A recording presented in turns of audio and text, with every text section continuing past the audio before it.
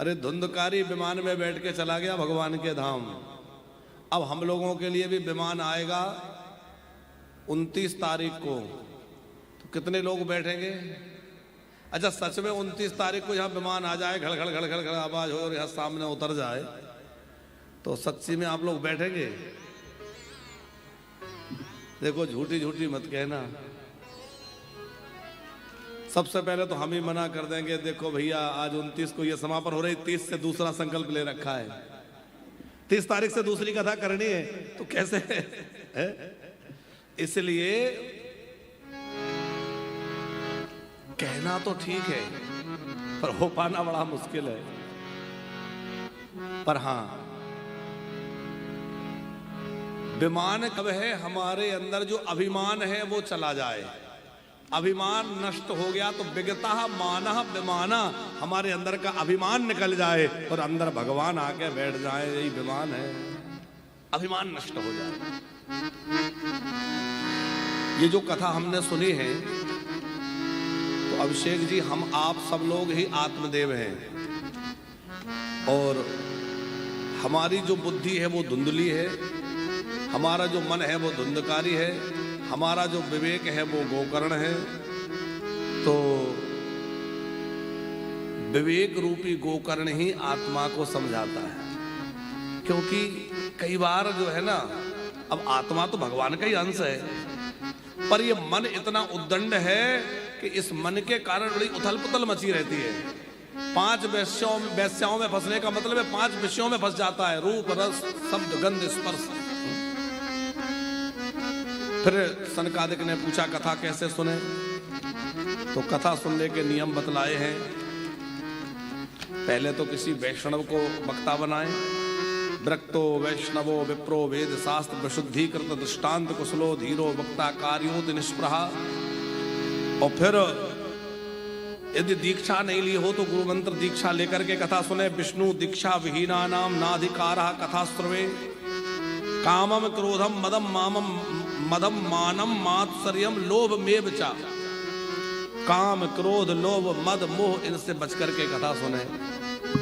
बहुत सुंदर उपदेश किया है। और फिर महात्मा को हम लोग यही विराम करें। अब हम लोग जो है प्रथम स्कंद में जो मंगलाचरण है वहां से आरंभ करके और आगे प्रथम स्कंद में प्रवेश करें। जन्माद्यस्य तो अनव्यादितरतः चारथे शिविज्ञास्वरात् तेने ब्रह्महृदयायाधिकवये मुह्यन्ति यत् सूरया। तेजो वारिमृदां यथा विनिमयो यत्र तत्र सर्गो मृषा। धाम्ना स्वेन सदा निरस्तुकुहकं सत्यं परं धीमहि। जो श्रीमद् भागवत का मंगलाचरण है ये बड़ा ही सार्वभौम है। श्रीमद् भागवत जो है वो वेदों का ही भाष्य है, इसलिए ब्रह्म सूत्र से भागवत का आरंभ हुआ है। ब्रह्म सूत्र में पहला सूत्र है अथातो ब्रह्म जिज्ञासा, और दूसरा सूत्र है जन्माद्यस्य तो उसी से इस भागवत का शुभारंभ हुआ है। तो इसमें ब्रह्म सूत्र से इसका शुभारंभ है, मतलब ब्रह्म सूत्र का ही भाष्य श्रीमद् भागवत है। अथवा यूं भी कहा जा सकता है कि गायत्री मंत्र जो है उसका भाष्य श्रीमद् भागवत है। ऐसा भी आचार्यों ने स्वीकार किया है, क्योंकि इसमें भी धीमहि शब्द आया है। सत्यम परम धीमहि, गायत्री मंत्र में भी धीमहि शब्द आता है।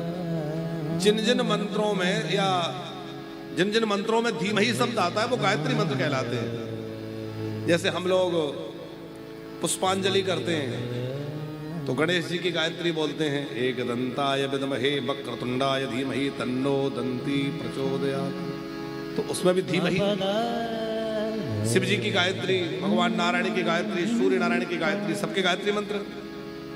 तो सबकी वो गायत्री जैसे है, वैसे इसमें भी सत्यम परम धीमहि, जैसे श्रीमद् वाल्मीकि रामायण वो भी गायत्री मंत्र का ही भाष्य है। गायत्री मंत्र में 24 अक्षर हैं और वाल्मीकि जो रामायण है उसमें कितने हजार श्लोक हैं? 24,000। और ऐसा भी महापुरुषों ने अन्वेषण किया है कि प्रत्येक 1000 श्लोक के बाद गायत्री मंत्र का एक अक्षर आ जाता है। तो पूरा गायत्री मंत्र का ही भाष्य श्रीमद् वाल्मीकि रामायण है। उसी प्रकार श्रीमद् भागवत को भी वेदों का भाष्य और ब्रह्म सूत्र की व्याख्या मानते हुए गायत्री मंत्र का अभिप्राय माना है। जन्माद्यस्य, जो परमात्मा हमारे जन्म, जीवन और मृत्यु का हेतु है, अथवा सृजन, पालन और संहार करने वाला है, जो स्वराट है, जिसकी सत्ता से ही यह संपूर्ण जगत प्रपंच चल रहा है, जिसकी प्रभा से सूर्य चमक रहा है। बड़े बड़े विद्वान जिनके संदर्भ में मोहित हो जाते हैं। देखो, भगवान को ऐसे कोई अपनी बुद्धि लगा के कितना भी लगा ले, जान नहीं सकता। भगवान का अनुभव किनको होता है? जिनको भगवान चाहे कि ये मुझे जान ले, कि सोई जाने जेहि देहि जनाई, जानत तुम ही होय जाई, सोई जानहि जेहि देहि जनाई, जानत तुम ही। जो उनको जानता है वो उन्हीं के रूप में हो जाता है। नहीं तो नहीं जानना, यदि वो चाहे कि मुझे न जान पाए तो महीयंती है, तो सूर्य, बड़े बड़े देवता ब्रह्मादिक भी जिनके संदर्भ में मोहित हो जाते हैं।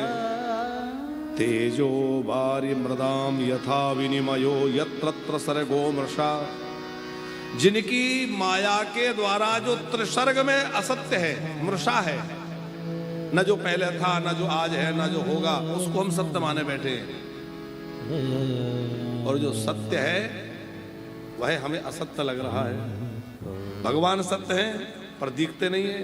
संसार असत्य है पर हमें लगता है संसार सच्चा है। तो ऐसे सच्चिदानंद भगवान को हम सब प्रणाम करते हैं। सत्यम परम धीमहि,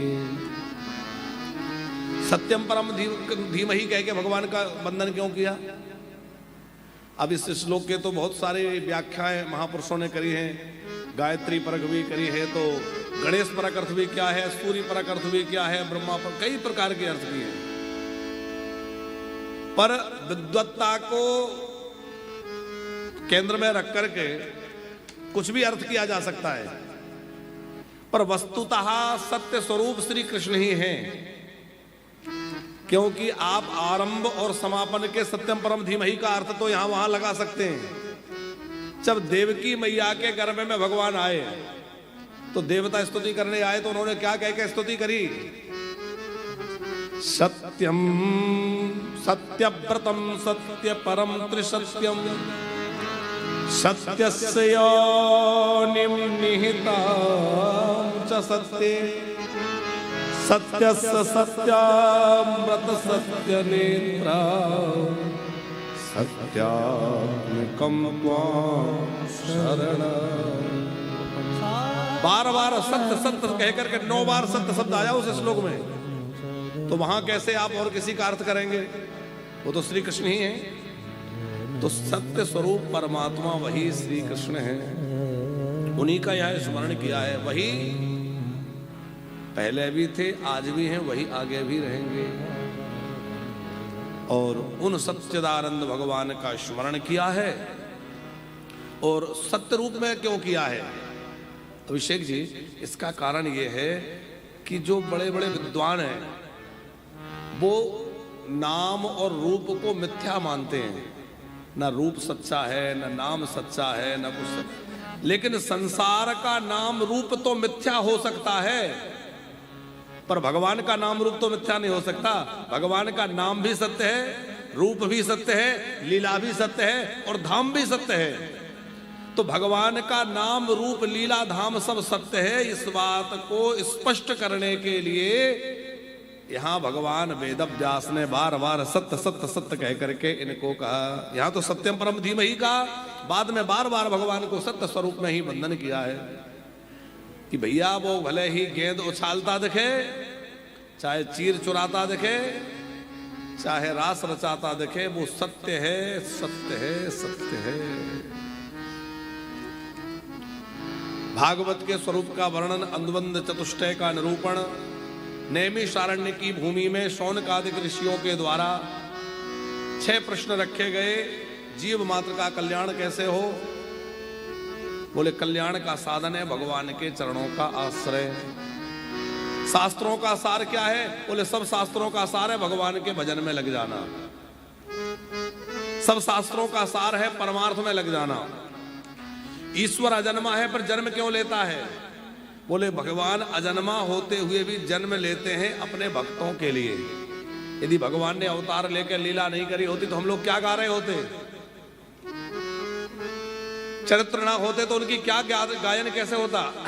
निर्गुण निराकार बने बैठे रहे, वो बैठे बैठे ध्यान करते रहो, क्या कथा कहोगे? सगुण बने, साकार बने, तभी तो उनकी दिव्य लीलाओं का हम लोग गायन कर रहे हैं। तो भगवान ने अवतार जो लिए हैं वो हम आप भक्तों के ऊपर कृपा करने के लिए लिए हैं। जैसे हम लोग इस भवकूप में गिर गए तो भगवान इस कूप में गिरे नहीं बल्कि उतरे। जैसे एक व्यक्ति कुएं में गिर गया और दूसरा व्यक्ति कुएं में उतरा, तो क्यों उतरा? बोले जो व्यक्ति कुएं में गिरा हुआ है उसको निकालने के लिए एक उतर के गया। तो हम लोग तो कर्म बंधन में पड़ के इस भवकूप में गिरे हुए हैं माता जी। भगवान अपनी इच्छा से इसमें उतर के आते हैं। क्यों? हम गिरे हुओं को निकालने के लिए। भैया ये गिर गए, इनको बाहर लाना है। दूसरी बात, जो ज्ञानी हैं वो ज्ञान के द्वारा, तप के द्वारा, योग के द्वारा भगवान तक पहुंच जाते हैं। और जो प्रेमी अनुरागी भक्त है वो कहते हैं प्रभु मेरे अंदर इतनी सामर्थ्य नहीं है कि मैं आप तक आ जाऊं, तो मैं तो वहां नहीं आ पा रहा, पर आप तो यहां आ सकते हैं। संस्कृत में सीढ़ी को अवतरणिका कहते हैं। तो सीढ़ी जो है वो केवल चढ़ने के ही काम नहीं आती बल्कि उतरने के भी काम आती है। तो भक्त कहता है भगवान जो ज्ञानी हैं, योगी हैं, वो तो उस सीढ़ी पर चढ़ करके आप तक पहुंच जाते हैं, पर मैं इतना समर्थ नहीं हूं कि चढ़कर आपके पास आ जाऊं, तो आप उसी सीढ़ी से नीचे उतर आइए ना। तो भगवान कहते चलो कोई बात नहीं, तुम्हारे लिए मैं ही उतर के आ जाता हूं। तो भगवान के उतर के आने की जो घटना है उसी का नाम अवतार है। भगवान उतर के आ जाते हैं। या यूं समझिए कि घर में छोटा बच्चा है, अब वो खेलने चला गया, खेलते खेलते गिर गया, उसको चोट लग गई, अब उसके रक्त बह रहा है और माँ ने ऊपर से देखा करे बच्चे को चोट लग गई, रक्त बह रहा है, रो रहा है, तो माँ उस बच्चे को ये नहीं कहेगी कि तू ऊपर आ जा, मैं तुझे पट्टी लगा दूंगी, बल्कि माँ उतर के नीचे दौड़ के जाएगी, कैसे चोट लग गई, क्या हुआ, जाएगी कि नहीं? तो माँ ये प्रतीक्षा नहीं करेगी कि इसको चोट लग गई, ये रो रहा है, ऊपर आ जाएगा जब देख लूंगी, बल्कि माँ स्वयं दौड़ के नीचे पहुंच जाएगी। आपने अभी वो घटना सुनी होगी, आज की ही घटना, कल की घटना है, आज अखबार में आज छपी कि श्योपुर मध्य प्रदेश में जंगल में एक चीता ने एक बच्चे को पकड़ लिया। कल की घटना है। वो माँ जो है चीते से लड़ गई और चीते ने यहाँ जबड़ा लगा के उस बच्चे को पकड़ लिया था, 9-10 वर्ष का बच्चा। और कितनी साहसी माँ होगी कि चीता का जबड़ा कितना मजबूत होता है, उसने जबड़ा पकड़ के उसको अलग कर दिया और बच्चे को छुड़ा लिया। अखबार में छपा हुआ है। बोले माँ का साहस देखो आप।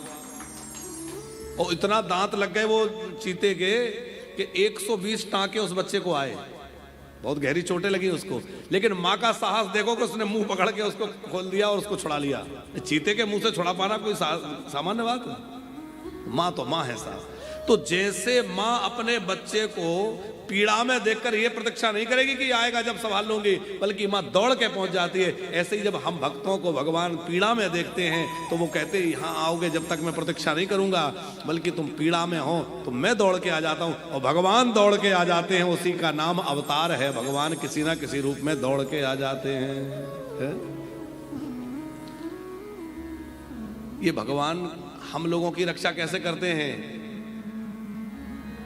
जिमि बालक राखहि मैं तारी, जिमि बालक राखहि मैं तारी, जिमि बालक राखहि मैं तारी, जिमि बालक राखहि मैं तारी।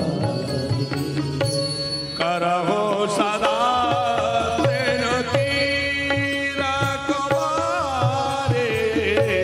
करहो सदा तिनकी रखवारी,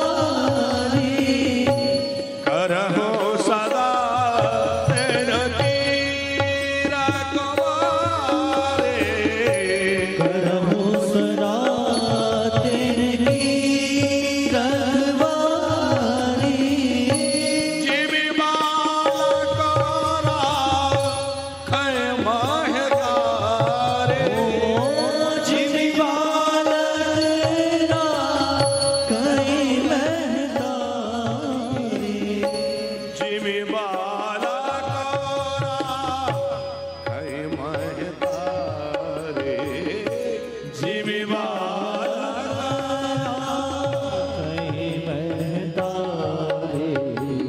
कराहि सदा तिनके रखवारे, जिमि बालक राखौ मैं तारे, सदा तिनकी रखवारी, जिमि बालक जिमि बालक, जिमि बालक। राखहि मैं तारी। भगवान कहते हैं जैसे माँ अपने बच्चे की रक्षा करती, मैं ऐसे अपने भक्तों की रक्षा करता हूं। तो वो भक्तों के लिए बार बार अवतार लेता है। कितने अवतार हैं? तो सूत जी कह रहे हैं भगवान के अवतारों की कोई गणना नहीं है, अनंत असंख्य अवतार हैं। जब भी किसी भक्त पर पीड़ा हुई, कोई भक्त के ऊपर कोई संकट आया, भगवान किसी रूप में दौड़ आए। वैसे तो भगवान के मूल रूप से 24 अवतार हैं, लेकिन भगवान कितने रूपों में भक्तों के लिए आए हैं उसकी कोई गिनती नहीं है। अभिषेक जी, नामदेव जी के कुटिया में आग लग गई। अब नामदेव जी की कुटिया जल गई तो लोग सोच रहे थे देखते हैं अब कहां रहेगा नामा, क्या करेगा। बड़ा बिट्ठल बिट्ठल करता था, अब देखते हैं कौन आता है घर बनवाने। और नामदेव की तो कोई चिंता नहीं। वो कैसे प्रेमी नामदेव जी हर जगह भगवान का दर्शन करते। जब घर में आग लगी तो इन्हें क्या लगा कि जब सब रूपों में भगवान ही हैं तो अग्नि के रूप में भी भगवान है। तो आज भगवान अग्नि का रूप लेकर मेरे घर में आए हैं और मेरी सब सामग्री को ग्रहण कर रहे हैं। तो थोड़ा बहुत सामान जो इधर उधर रखा था बच गया माता जी, किसी तरह बच रहा था कुछ। तो सोचा कि जब भगवान स्वयं ही अग्नि का रूप लेके आए हैं और सब कुछ ग्रहण करने आए हैं तो बचाएं क्यों। अरे भगवान को तो सर्वस्व समर्पित करना चाहिए। तो जो कुछ सामान यहां वहां रखा था बच रहा था वो भी उठा उठा के ला के सब अग्नि में डाल दिया, सब चला जाए। लोगों ने कहा ये तो पागल हो गया, लेकिन भगवान तो बड़े दयालु हैं। नामदेव जी तो वृक्ष के नीचे बैठ के कीर्तन कर रहे हैं, पूरा परिवार बाहर बैठ गया है, कोई चिंता नहीं है। अब भगवान साकेत बिहारी को चिंता भई कि भैया हमारे भक्त का घर जल गया, अब हमें जाना पड़ेगा। तो गांव खेड़े में घर बनाने वाले जो आते हैं उनको बेलदार बोलते हैं। वो बांस बल्ली लेकर के और गेंती तसला लेकर के भगवान ही आए। और भगवान आए तो जानकी जी ने कहा अकेले मत जाइए, हमें भी ले चलिए, हम भी कुछ ना कुछ सेवा करेंगे। क्या करोगी? अरे बोले आप घर बनाएंगे, सहयोग करेंगे। तो वो भी साथ में उनकी धर्मपत्नी उन जैसा स्वरूप बना के आई। अब ठाकुर जी तो बढ़िया दीवाल उठा रहे हैं और वो उठा उठा के मिट्टी दे रहे हैं। वो जो है मिट्टी के ढेले उठा उठा के दे रहे, ठाकुर जी दीवाल बना रहे हैं। बड़ा सुंदर जो है छप्पर बना रहे हैं। छप्पर बना करके उसके ऊपर बड़ी सुंदर छाया करके, और लक्ष्मी जी ने, श्री जी ने जो है बढ़िया गोबर से लेप दिया, चौक लगा दिया, बंदरबार बना दिए, सुंदर घर बना करके कहा नामदेव जी अब अपने नए घर में गृह प्रवेश करिए। तो भगवान मजदूर बन गए कि नहीं? सेन भक्त की कथा आपने सुनी होगी, वहां भगवान नाई बन गए। सेन नाम के एक भक्त थे, सेन उनकी जाति थी, नाम तो कुछ और होगा, पर सेन भक्त के नाम से प्रसिद्धि है। सेन माने नाई। वो राजा के हजामत बनाने जाते थे, लेकिन बड़े भगवत प्रेमी और संत प्रेमी। कोई संत मिल जाए तो उनके साथ बैठ के सत्संग करें, उनकी कुछ सेवा करें। अब एक बार राजा की हजामत आदि के लिए जा रहे थे, सवेरे का समय था, और कुछ संतों की मंडली आती दिख गई। संतों की दंडवत करी। संतों ने कहा भाई हमें तो अपना थोड़ा प्रसाद तैयार करना है, तो ये उनकी व्यवस्था में लग गए। अब उनकी व्यवस्था करवाई, भोजन के लिए तैयारी करी, भोजन बनवाया, उतने में बहुत समय निकल गया। राजा का तो समय हजामत का निकला गया, ये तो साधुओं की सेवा में मग्न हो गए। अब ठाकुर राम जी के भक्त थे वो। राम जी ने मन में विचार किया कि यदि समय पर ये नहीं गए तो राजा इनको दंड देगा, और मेरे भक्त को संत सेवा करने के परिणाम में कोई दंड भोगना पड़े, ये तो बड़ा अनुचित हो जाएगा। तो भगवान ही नाई बन गए, और वैसे ही वस्त्र, वैसी हाथ में पेटी, महल में गए और राजा के खूब रगड़ रगड़ के मालिश करी। सेन जी करते थे तब तो जो आनंद था ठीक था, लेकिन अब राम जी कर रहे हैं। सेन जी के रूप में भगवान ही हैं, और भगवान ने जब मालिश करी तो राजा ऐसा गदगद हो गया कि भाई जीवन भर से मालिश हो रही, पर आज जैसी नहीं हुई। आज तो कुछ अलग ही आनंद है, आज का स्पर्श कुछ अलग है। अब उसके सामने दर्पण रखा था, तो दर्पण पर उसकी दृष्टि गई, तो उसने क्या देखा कि उसको पीछे राम जी के दर्शन हो गए। दर्पण में जो नाई के रूप में थे वो राम जी थे, तो दर्पण में देखा उसको राम जी दिखाई दिए। अरे ये तो राम जी हैं। मुड़ के देखा तो सेन जी दिखे। अब राजा बार बार मुड़ के देखे तो सेन जी दिखे, और दर्पण में देखे तो राम जी दिखे।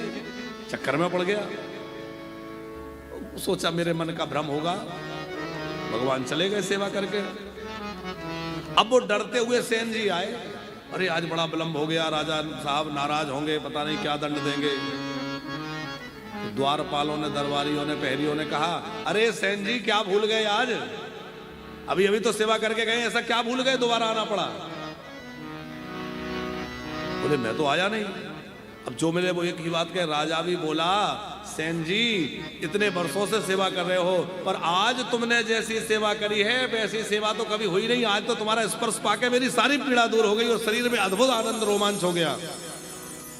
सेन जी समझ गए कि ये सेवा मैंने तो की नहीं, और कोई हो नहीं सकता। मेरे रूप में साक्षात मेरे रघुनाथ जी आए थे। राजा के चरणों में गिर गए। आज आपको रघुनाथ जी का दर्शन हुआ, वो और कोई नहीं था, मैं नहीं था, वो साक्षात रघुनाथ। राजा बोला कि मैं तुम्हारे चरणों में गिरता हूं। राजा ने अपने राजा होने का अभिमान त्याग करके सेन जी के चरण पकड़ लिए। क्यों? बोले तुम्हारे कारण, तुम्हारी भक्ति के कारण आज मुझे राम जी का दर्शन हो गया।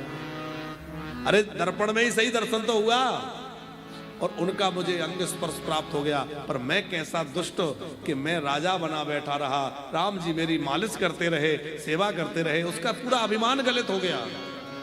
और सेन जी ने वहीं अपनी पेटी पटक दी। बोले आज के बाद मैं कुछ नहीं करूंगा, केवल राम राम करूंगा और साधुओं की सेवा करूंगा। तो भगवान वहां सेन बन के आ गए। नामदेव जी के यहां वो मजदूर बन के घर बनाने आ गए। नरसिंह मेहता जी के यहां नरसिंह बन के आ गए। नरसिंह जी के यहां 700 घर के नागर ब्राह्मणों का निमंत्रण। लोगों ने वैसे ही झूठा हल्ला कर दिया, नरसिंह के यहां निमंत्रण है, नरसिंह के यहां निमंत्रण। नरसिंह जी ने नहीं किया, झूठा हल्ला कर दिया। 700 घर के नागर ब्राह्मण नरसिंह जी के घर आ गए। अब उनके घर में तो कुछ था ही नहीं। पत्नी से कहा देवी ब्राह्मण आ रहे हैं, इनको यदि हमने विमुख करा, लौटाया, बड़ा अपराध लगेगा। पत्नी ने कहा मेरे विवाह के समय के कुछ जेवर रखे हैं, आप ले जाइए, इनको कहीं गिरवी रख दीजिए अथवा बेच दीजिए, जो कुछ मिलेगा उससे हम लोग ब्राह्मणों की सेवा कर देंगे। सारा जेवर कपड़ा दे करके जो राशन पानी ले आए, घी लाना भूल गए। तो पत्नी ने कहा घी नहीं लाए, तो दोबारा घी लेने गए। अब की बार इतना विलंब हो गया, तब तक श्री ठाकुर जी स्वयं आ गए और स्वयं भगवान द्वारिकानाथ जो है नरसिंह मेहता का रूप लेकर आए और नरसिंह मेहता का रूप बना करके आके उन्होंने अद्भुत जीवनार तैयार करी, अद्भुत पंगत लगाई और 700 घर के नागर ब्राह्मणों को ऐसा भोजन पवाया कि उन्होंने जीवन में नहीं पाया होगा, जीवन में उन्होंने वैसा स्वाद नहीं लिया था। अद्भुत व्यंजन है। तो ठाकुर जी तो भैया क्या क्या रूप बना के आ जाते हैं,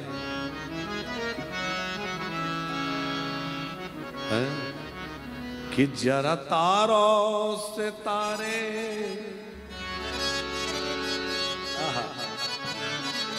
हो जरा तारों से तारे मिला के तो देख, जरा तारों से तारे मिला के तो देख, जरा मोहन को दिल से बुला के तो दे, जरा मोहन को दिल से बुला के तो दे। वो हरी खिंचे हुए बंधे हुए चले आएंगे, हरी खिंचे हुए बंधे हुए चले आएंगे, वो हरी खिंचे हुए बंधे हुए चले आएंगे, हरी खिंचे हुए बंधे हुए चले आएंगे। जरा तारों से तारे मिला के तो दे, जरा तारों से तारे मिला के तो दे, रामोहन को दिल से बुला के तो दे, जरा मोहन को दिल से बुला के तो दे। हरी खिंचे हुए बंधे हुए चले आएंगे, हरी खिंचे हुए बंधे हुए चले आएंगे, वो हरी खिंचे हुए बंधे हुए चले आएंगे, हरी खिंचे हुए बंधे हुए चले आएंगे।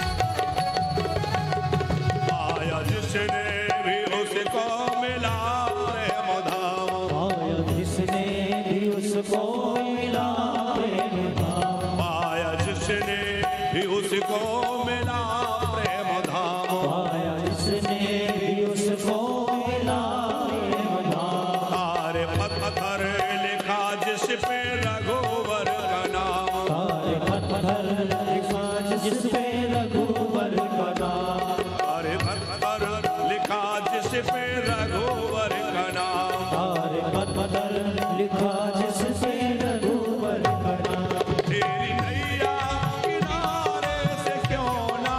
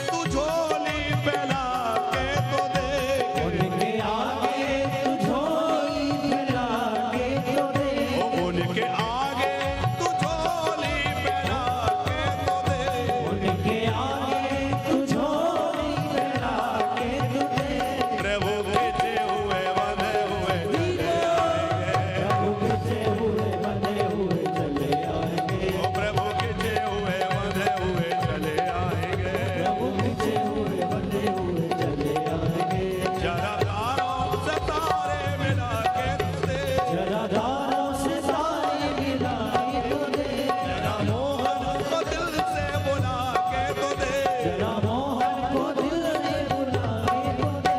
प्रभु खींचे हुए बंधे हुए चले आएंगे। प्रभु पीछे हुए बंधे हुए चले आएंगे। ओ प्रभु खींचे हुए बंधे हुए चले आएंगे। प्रभु पीछे हुए बंधे हुए चले आएंगे। ओ हरि खींचे हुए बंधे हुए चले आएंगे। हरि पीछे हुए बंधे हुए चले आएंगे। हरि खींचे हुए बंधे हुए चले आएंगे। हरि पीछे हुए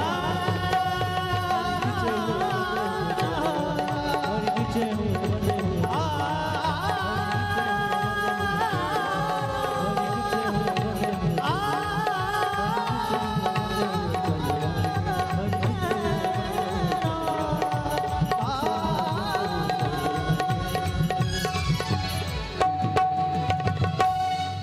जरा तारा सतारे मिला के तो दे। जरा तारों से तारे मिला के तो दे। जरा मोहन को दिल से बुला के तो दे। जरा मोहन को दिल से बुला के तो दे। कि प्रभु खींचे हुए बंधे हुए चले आएंगे। प्रभु खींचे हुए बंधे हुए चले आएंगे। बोले भक्त वत्सल भगवान की जय हो। तो भगवान के अवतार कितने हैं? बोले इनकी कोई गिनती नहीं है। जब भी कोई भक्त बुलाता है, कभी सैन बन करके, कभी नरसी बन के, कभी नाई बन के, कुछ ना कुछ बन के दौड़े चले आते हैं। पर मुख्य रूप से भगवान के 24 अवतार हैं। 10 अवतार की भी चर्चा है और 24 अवतार। फिर प्रश्न किया है सौनक जी ने सूत जी से कि जीवन का लक्ष्य क्या है? बोले इस जीवन का लक्ष्य उसी तत्व को प्राप्त करना है। धर्मम किम शरणम गतः, बोले धर्म भागवत के आश्रय में रहता है। फिर सूत जी महाराज कह रहे हैं ऋषियों, चाहे जिस साधन से हो इतना उपाय कर लेना चाहिए कि हमारा मन भगवान के चरणों में लग जाए। कैसे लग जाए? 2 शर्तें हैं। एक तो कोई मांग नहीं हो, इसलिए हम भजन ना करें कि भगवान हमारा बिजनेस बढ़िया चला दें। इसलिए हम भगवान की पूजा ना करें कि बेटे की नौकरी लग जाए, बेटी का ब्याह हो जाए। बल्कि किस लिए भजन करें? भगवान हमारे हैं, हमारा कर्तव्य भगवान का भजन करना है, ये समझ के भजन करें, केवल मतलब से नहीं। सूत जी कह रहे हैं सवई पुंसाम परो धर्मो यथो भक्ति रदोक्षजे अहे तुक प्रतिहता ययात्मा संप्रसीदति। तो भक्ति की पहली मांग है कि वो कामना सहित ना हो, कामना रहित हो। और दूसरी है कि आज कर ली कल छोड़ दी, ऐसी ना हो, निरंतर हो। सब धर्मों का, यज्ञों का, अनुष्ठानों का फल है भगवान में मन लग जाना, भगवान से प्रेम हो जाना। धर्मानुष्ठितः पुंसाम विश्वक्सेन कथा सुया नोदपाद्यदृतिम श्रमये केवलम। फिर कहा मैं तुम्हें श्रीमद् भागवत सुनाता हूं। सौनक जी ने पूछा भागवत की रचना वेद व्यास जी ने किस कालखंड में किस प्रयोजन से की? तो सुनाया द्वापर के समाप्ति में पराशर ऋषि के यहाँ भगवान वेद व्यास के रूप में प्रकट हुए और भगवान ने वेद व्यास के रूप में पहले वेदों के विभाग किए, फिर महाभारत की रचना की, पुराणों की रचना की। और मन में कुछ अप्रसन्नता, खिन्नता, अपूर्णता थी तो नारद जी पधारे। नारद जी ने अपने पिछले जन्म का पूरा वृतांत सुनाया। देखो मैं तो दासी पुत्र था, भगवत चरित्र का प्रभाव, संतों के संग का प्रभाव, आज मैं देवऋषि नारद बन गया। नारद जी ने 4 श्लोकों में श्रीमद् भागवत वेदव्यास को दी। उन्हीं 4 श्लोकों का विस्तार करके वेदव्यास ने 18,000 श्लोकों की संहिता तैयार की और अपने पुत्र सुखदेव जी को दी। फिर वही सुखदेव जी ने समय आने पर राजा परीक्षित को सुनाई। कब सुनाई? पहले परीक्षित के जन्म की कथा सुनाई। बोले महाभारत का जब युद्ध पूरा हो गया, अश्वत्थामा अपने घायल दुर्योधन मित्र की इच्छा पूरी करने के लिए पांडवों को मारने गया, पर पांडवों के शिविर में पांडव नहीं, पांडव पुत्र सोए हुए थे। उन 5 बच्चों की हत्या करके उनके मस्तक काट के ले आया। कृतवर्मा आदि ने बड़ा तांडव मचाया वहां, और उसके बाद अपने मरे हुए बालकों को देखकर द्रौपदी बहुत रोई। अश्वत्थामा को बंदी बनाकर लाया गया, लेकिन द्रौपदी की दया का प्रभाव देखिए कि उसने हत्यारे को भी मुक्त करवा दिया। कहा कि ये भले ही हत्यारा है पर ब्राह्मण है, और ब्राह्मण कोई अपराध कर दे तो हम उसको दंड नहीं दे सकते। पंकज जी, एक और नया भाव, क्यों द्रौपदी ने यह कहा कि हम दंड नहीं दे सकते? क्योंकि सबसे ऊपर है धर्म सत्ता, उसके अधीन है राज सत्ता, उसके अधीन है अर्थ सत्ता। इसी हिसाब से वर्ण व्यवस्था बनाई गई है। तो अर्थ सत्ता जो है वो राज सत्ता के अधीन है, और राज सत्ता जो है वो धर्म सत्ता के अधीन है। तो हमारे पास राज सत्ता तो है, पर अश्वत्थामा जो है वो धर्म सत्ता के अधिकार में है, क्योंकि ये ब्राह्मण है। हमारा जो भी राजा होने का प्रभाव है वो इन पर लागू नहीं होता। भीमसेन का तर्क यह है कि हम केवल राजा होने के नाते इसको दंड नहीं दे रहे, बल्कि एक माता पिता होने के नाते दंड दे रहे हैं कि इसने सोते हुए बालकों को मारा है, हत्यारा है। लेकिन द्रौपदी का तर्क यह है कि हम क्षत्रिय हैं और ये ब्राह्मण है। यदि हम क्षत्रिय होकर इस ब्राह्मण का वध करेंगे, हमारा धर्म नष्ट हो जाएगा।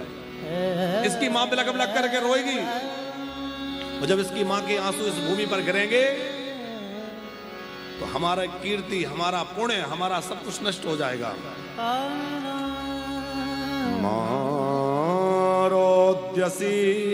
मारोद्यस्य जननी गौतमी पतिदेवता यथामृतवत्सा रोदिदं सुमुखी। इसकी मां बिलक बिलक के रोएगी, हमारा धर्म कहां रह जाएगा? जिस क्षत्रिय के राज में ब्राह्मणी दुखी होकर क्रंदन करती है, उसका पुण्य तो वैसे ही नष्ट हो जाता है। तो हमें इनकी मां को नहीं रुलाना, ये ब्राह्मण है। ऐसी ब्रह्मनिष्ठा है, कितनी गहरी निष्ठा द्रौपदी के अंदर होगी। आखिर में अपमानित करके अश्वत्थामा को निकाला, उसने बदला लेने के लिए ब्रह्मास्त्र छोड़ा 5 पांडवों को मारने के लिए और उत्तरा का गर्भ नष्ट करने के लिए। पर जिसकी रक्षा साक्षात भगवान करने वाले हों, उसको कोई मार सकता है? भगवान ने पांडवों की रक्षा करी, और उत्तरा के पुकार सुनकर उत्तरा के गर्भ में गए, और उत्तरा के गर्भ की रक्षा भगवान ने करी। गर्भ में जो बालक है वो बाद में परीक्षित रूप से विख्यात हुए, परीक्षित के नाम से, उनकी रक्षा करी। फिर भगवान द्वारिका जाने की तैयारी में थे। कुंती माता ने बड़े भाव भरी भगवान की स्तुति करी है। नमस्ते पुरुषम नमस्ये पुरुषम त्वाद्यम ईश्वरम प्रकृति परम अलिक्षम सर्वभूतानाम अंतर्बहिर्वस्थिताम। हे भगवान, नमस्ते, मैं आपको नमस्कार कर रही हूं। किसको नमस्कार? अपने भतीजे को नहीं, पुरुषम, जो परम पुरुष है। पुरीम शेयते सा पुरुषः। सारी इन पुरियों में, ये 84 लाख योनियां ये पुरी हैं, और इन पुरियों के अंदर जो विद्यमान है वह परमेश्वर ही, वह परम पुरुष है। मैं उस परम पुरुष को प्रणाम करती हूं जो ईश्वर है, जो प्रकृति से परे है, प्रकृति के अधीन नहीं है, प्रकृति जिसके अधीन है। अलिक्षम सर्वभूतानाम, समस्त भूतों में निवास करने वाला है। भूत माने होता है जीवात्मा। भूत मतलब भूत प्रेत नहीं, भूत माने जीवात्मा, जीव। समस्त जीवों को भूत कहा गया है। अलिक्षम सर्वभूतानाम अंतर्बहिर्वस्थिताम। आप ही अंदर रहते हैं, आप ही बाहर रहते हैं। पर आपने माया का पर्दा डाल रखा है। कृष्णाय वासुदेवाय देवकी नंदनाय च नंद गोप कुमाराय गोविंदाय नमो नमः। कुंती माता ने ऐसी भाव भरी स्तुति करी, भगवान आप कृष्ण हैं, वासुदेव हैं, देवकी नंदन है, ये बात तो सत्य है, पर आप इन सबसे परे परमात्मा हैं। और भगवान की बाल लीलाओं का स्मरण कुंती ने किया, क्योंकि कुंती जी अपने भैया वसुदेव जी से मिलने आती थी मथुरा में। देवकी वसुदेव रोते रोते अपने लाला को याद करते थे। अब वो जा नहीं सकते थे, क्योंकि कंस को शायद ये भ्रम हो जाए कि कंस समझ जाए कि इनका बालक है, तो वो डर के कारण नहीं जाते थे। कुंती ने कहा आप नहीं जा सकते, मैं तो जा सकती हूं। तो कुंती जाती थी गोपी का रूप बना के, और पूरा दिन जो है लाला की लीलाओं का दर्शन करती, और सारी लीलाओं का आकर के देवकी वसुदेव के सामने गायन करती। आज लाला ने मटकी फोड़ी, आज लाला ने ये लीला करी, तो देवकी वसुदेव सुन सुन करके बड़े प्रसन्न होते। तो उन बाल लीलाओं का दर्शन कुंती ने किया है, इसलिए उनका स्मरण करते हुए कह रही है नंद गोप कुमाराय गोविंदाय नमो नमः। यथा हृषिकेश खलेन देवकी कंसे निरुद्धाते चिरम सुचार पिता विमोचिता हम च सहात्मजा विभो त्वयैव नाते मुहुर्विपद्गणा। हे भगवान, आपने मेरे ऊपर तो ऐसी कृपा कर रखी है जो अपनी खास माता देवकी पर नहीं की, क्योंकि आपने कंस से देवकी को तो बचाया, पर कंस से देवकी के पुत्रों की रक्षा नहीं करी। पर आपने मेरी रक्षा तो करी ही, मेरे 5 पुत्रों की रक्षा भी। चाहे वो लाक्षागृह हो, चाहे भीमसेन को विष भरे लड्डू खिलाने का प्रसंग हो, चाहे दूत क्रीड़ा हो, चाहे वनवास हो, चाहे अज्ञातवास हो, चाहे महाभारत का युद्ध हो। विषान महाग्ने पुरुषादर्शन असत्सभाया वनवास कृच्छया, हर जगह मेरी रक्षा करी। हे भगवान, अब तो आप कृपा करके ऐसा आशीर्वाद दो कि मेरे जीवन में पग पग पे संकट आते रहें। क्यों? बोले जब जब विपत्ति आती है तब तब आपकी बहुत याद आती है, संपत्ति आती है तो आप दूर हो जाते हैं।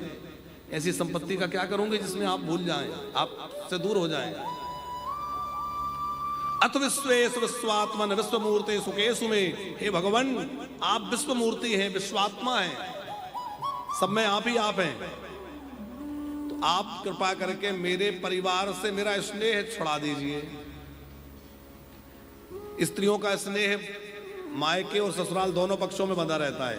ये मेरा मायका है, अपना घर तो अपना है ही, मायके में ही बना रहता है। तो स्नेह पास मिमम छिंदी दृढ़म पांडु सुवृषणीषु, पांडु वंशियों में और वृषणी वंशियों में दोनों में मेरा स्नेह है, आप दोनों से मुक्त कर दीजिए।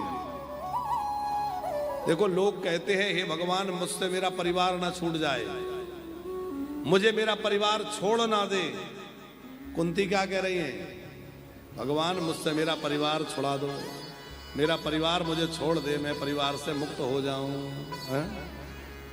भगवान ने जब कुंती की इतनी भावपूर्ण स्तुति सुनी तो भगवान को एक और भक्त की याद आ गई। किसकी? पितामह भीष्म, जो बाणों की सैया पर लेते हैं, जो उत्तरायण भगवान की प्रतीक्षा कर रहे हैं। वहां भगवान पहुंचे हैं और श्री कृष्ण के पहुंचते ही बड़े बड़े महापुरुष वहां पहुंचे। और पर्वतो नारदो धौम्यो भगवान वादरायण। पितामह भीष्म ने बड़ी प्यारी भगवान की स्तुति करी। पहले तो पितामह भीष्म ने युधिष्ठिर को उपदेश दिए हैं और फिर 11 श्लोकों में भीष्म जी ने भगवान की स्तुति करी। इतिमति रूप कल्पिता वितृष्णा भगवती सात्वत पुंगमे विभुम्नि सुसुकुमुपगते क्वचिद्वहरतुं प्रकृति मुपेयुषेद भव प्रवाह। 11 श्लोकों की भीष्म जी की स्तुति है और भगवान से भीष्म जी ने एक ही वरदान मांगा है, भगवान मेरे मृत्यु के काल में आप मेरे सामने रहना। जब मेरी मृत्यु आए तो आप मेरे सन्मुख खड़े हों। तो भगवान ने वचन पूरा किया। हम आप भी भगवान से यही मांगा करें, प्रभु जब हमारी मृत्यु आए तो हमारा ध्यान आपके चरणों में लगा हो, आपके ध्यान करते करते प्राण निकले। हे प्रभु आपके स्मरण में हमारे प्राण निकले। देखो हमारा जन्म कहां हुआ वो तो हमारे हाथ में नहीं था, जीवन कहां किन परिस्थितियों में कैसे कैसे बीता वो भी हमारे बस में नहीं था, लेकिन अब जीवन का जो अंतिम समय है वो भगवान की शरण में, भगवान के धाम में जाकर बीते, इसके लिए तो हम लोग प्रयास कर सकते हैं। अरे है तो सब भगवान के हाथ में, प्रयास तो किया जा सकता है। तो क्या करें? बोले भगवान के धाम का आश्रय ले लो। ये हमारे संतों की परंपरा है कि जब भैया घर की जिम्मेवारियां पूरी हो जाएं तो घर की आसक्ति छोड़ के किसी एकांत स्थान में चले जाओ, चित्रकूट चले जाओ, अयोध्या जी चले जाओ, काशी जी चले जाओ, किसी वन में चले जाओ, कहीं रह जाओ। क्या करो? बोले मन से घर परिवार को त्याग दो। हम नहीं छोड़ेंगे तो वो हमें छोड़ देंगे, और भजन करने में लग जाओ। आपके इसी व्रत को पूर्ण करने के लिए ये जो वानप्रस्थ की व्यवस्था हो रही है ये उसी परंपरा का कार्य है। देखो ये आश्रम हम अपने लिए नहीं बना रहे, जितने कमरे बन रहे हैं सब पहले से निश्चित है किसको देना है, और जिनके कमरे हैं वो लोग बिल्कुल प्रतीक्षारत हैं। कुछ लोग आ गए हैं, कुछ लोग आने के लिए थैला तैयार करके बैठे हैं।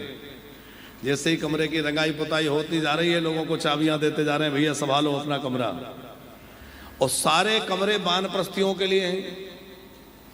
अब वानप्रस्थी परिवार हमारे सब कमरों में रहेंगे। फेज 2 में भी भले ही 500-600 कमरे बन रहे हैं। अब तो और वहाँ पंकज जी बढ़िया बात यह है कि जो भवन निर्माण की परमिशन है वो कुछ और मंजिल के लिए भी ली जा रही है वहाँ। अभी जब फाइल लगी है, काम चल रहा है, तो हमने कहा भाई और मंजिल बढ़ सकती है। बोले हाँ हमारे जी अभी बढ़ा सकते हैं। तो हमने कहा साथ में ही उसको अभी G+3 का प्लान जो था उसको G+5 कर रहे हैं, 2 मंजिल और ऊपर बढ़ जाए। तो हमने कहा और अधिक ज्यादा से ज्यादा लोगों को लाभ मिले। पर जितने कमरे बन रहे हैं वो हमारे लिए नहीं, वानप्रस्थियों के लिए ही तो बन रहे हैं। अभिषेक जी एक सज्जन बोले, हमसे कई लोग कहते हैं महाराज जी हमारे मरने के बाद तो आपको ही रहना है, हमें कितने से दिन रहना है। हमने कहा आप तो ऐसे कह रहे हैं जैसे हम अमर होके आए हों। अरे भाई आप कह रहे हो बस हमें तो 10-20 साल रहना है, उसके बाद तो आप ही को रहना है। हमने कहा हम कौन सा या 200-400 वर्ष रहने आए हैं। अरे भाई आपके 2-4-5 साल आगे पीछे हम भी जाएंगे है? अब ये कोई हमारा निजी मामला, निजी संपत्ति नहीं है, ये ट्रस्ट का धन है। ये ट्रस्ट के माध्यम से बन रहा है, इसके लिए ट्रस्ट बनाया है हमने, और ट्रस्ट के अधीन ये है। तो अच्छा एक बात और विचार करें कि 15-20 वर्षों तक कोई रह लिया तो 15-20 वर्षों में वृंदावन जैसे वातावरण में बिल्डिंग लगभग खत्म हो जाती है। दोबारा पूरा मेंटेनेंस, क्योंकि यहाँ आपने देखा होगा बहुत जल्दी झड़ने लगता है। ये समस्या यहाँ कितना भी बढ़िया काम कर लो वो झड़ता है, क्योंकि यहाँ का पानी वैसा है। तो वृंदावन जैसी जगह में 20 वर्ष के बाद बिल्डिंग की क्या दशा होगी विचार करो। अब लोग कहते 20 वर्ष बाद तो आप ही को रहना है। हम कहते भैया ठीक है आपको जो ठीक लगे, पर वस्तुतः बात यह है कि ये निर्माण जो कुछ भी कार्य हो रहा है वो सिर्फ इसलिए कि ज्यादा से ज्यादा भक्त भगवान के धाम में निवास कर सकें, भगवान के आश्रय में रह के भजन कर सकें और अपना लोक परलोक संवार सकें, अपना जीवन संवार सकें। क्योंकि आजकल लोगों का बुढ़ापा बहुत कठिन होता जा रहा है, लोगों का बुढ़ापा बड़ा मुश्किल होता जा रहा है। लोगों को घरों में बड़ी समस्याएं हैं। अब वो चाहे बेटा बहू साथ रहते हैं तो भी समस्या है, और नहीं रहते तो भी समस्या है। नहीं रहते तो अकेले पड़े हैं तो परेशानी है, और रहते हैं तो और ज्यादा परेशानी है। हाँ, किसी किसी को तो राधा रानी की कृपा से ब्रजवास मिलता है, लेकिन किसी किसी को बहू रानी की कृपा से भी ब्रजवास मिल जाता है। है? राधा रानी तो ब्रजवास देती ही है, पर कभी कभी बहुरानी भी कृपा करके ब्रजवास दे देती है। हमारी जो माता रह रही इनमें कई बहुरानी की कृपा से आई है। सही है कि नहीं? तो कृपा कोई भी हो, पर कृपा तो कृपा ही है। ये भी भगवान की प्रतिकूल कृपा है कि भगवान ने कहा भाई अब जाओ धाम में रहो, यहाँ बढ़िया सेवा होती रहेगी तो घर ही में पड़े रहोगे, अच्छा है कि इससे कम से कम मोह तो छूटा। तो आश्रम का उद्देश्य है कि बुजुर्ग लोगों के लिए एक तो उनके बुढ़ापे की समस्याओं से मुक्ति मिले, उनको बढ़िया एक स्वाभिमान से कमरा मिल जाए, आनंद से दोनों पति पत्नी दंपत्ति रहें और उनका भजन चलता रहे, उनके भोजन आदि का प्रबंध रहे, दवाई इलाज की व्यवस्था रहे और भजन का पूरा वातावरण रहे, प्रतिदिन कथा मिले। अब तो चिरंजीव रामांश भी तैयार हो रहे हैं कथा सुनाने के लिए, तो ये भी गुरु पूर्णिमा से व्यास गादी संभाल रहे हैं, व्यास पूर्णिमा से ही व्यास गादी संभालेंगे। तो हम बाहर जाएंगे तो ये सुनाएंगे, ये जाएंगे तो हम सुनाएंगे, और हम दोनों चले जाएं तो वानप्रस्थ में तो ऐसे ऐसे लोग आ रहे हैं कि वो खुद ही सुना देंगे क्योंकि वानप्रस्थ में जो लोग आ रहे हैं वो सब अनुभवी लोग आ रहे हैं। तो हम तो ये भी कहते हैं कि जो जिस चीज का जानकार है वो करो। आप अकाउंट जानते हैं, अकाउंट्स का काम देखो, मैनेजमेंट जानते हैं, मैनेजमेंट का काम देखो, डॉक्टर हैं तो इलाज का काम देखो, यदि आप सत्संग जानते हैं, योग कराना जानते हैं योग कराओ, ध्यान कराना जानते हैं हमारे वानप्रस्थियों को ध्यान कराओ। तो जो जिस विधा का जानकार है वो, अब कोई लोग ऐसे भी होंगे जो आध्यात्मिक रुचि रखते हैं, अच्छी जानकारी, तो भैया आप बैठ के सत्संग सुनाओ, क्या दिक्कत है? तो सबका लाभ लिया जाए। अच्छा, उन लोगों की जो विद्या कुछ उसमें पड़ी है, कोई व्यक्ति बहुत बढ़िया कोई वस्तु जानता है पर वो उसका उपयोग ही नहीं हो पा रहा घर में, तो कम से कम वानप्रस्थ में रहेगा। ये बात आप कह भी सकते हैं अपने उसमें कि आप लोगों के जो अनुभव हैं, अब वो घर में अकेले बैठे हो, आप वहां किसी काम में नहीं आ रहे, अब आप वानप्रस्थ में रहोगे तो आपके अनुभवों का लाभ इतने वानप्रस्थियों को मिलेगा और आपकी विद्या सार्थक होगी, आपसे सेवा होगी, आप सब लोग मिलकर संभाल लेंगे, तो इस तरह से खूब आनंद लेंगे। तो अंत समय में भगवान का दर्शन हो, यही भाव मन में लिए हुए पितामह भीष्म का तो महाप्रयाण हुआ है और उसके बाद में भगवान द्वारिका पधारे। उत्तरा के द्वारा परीक्षित जी का जन्म हुआ और परीक्षित जी का जन्म जब हुआ तो बड़ा दिव्य उत्सव मना। अब उत्सव मनने में 1-2 दिन तो लगेंगे, तो उत्सव मनने दिया जाए।